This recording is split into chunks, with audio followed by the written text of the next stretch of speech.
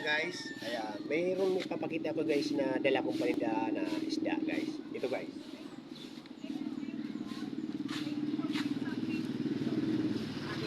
Meron tayo guys na dinadala pusit. Ayan. Pusit guys, dinadala na paninda guys. Ayan, papakita ko sa iyo guys. Ayan. Ayan, meron tayo guys pusit. Ayan. At meron tayo guys din ng bangus. Bangus.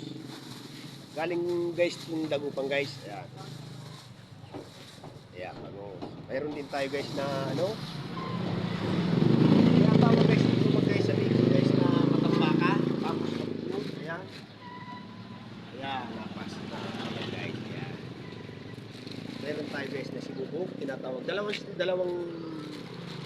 salitang tinatawag itong sibubog. Tapos norlisti, sibubog. Ayan. Ayan, napakasarap niya guys.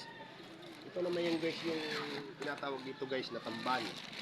Tatlong tawag ito guys, may tamban, sunsoy, lawlaw. Ayan.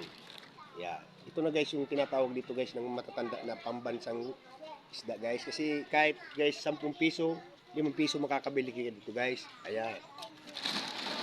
Dito guys ako nag-iiwan guys ng paninda guys. Ito yung pala yung guys yung nanay ng asawa ko guys. Ito. Tapos ako nag-iiwan ng paninda guys ng isda.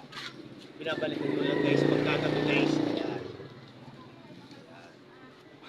Magsisimula naman kayo guys maglako ng paninda guys. Ayan. Nandito po kayo guys sa barangay Uyaw-Yaw, Pagsur.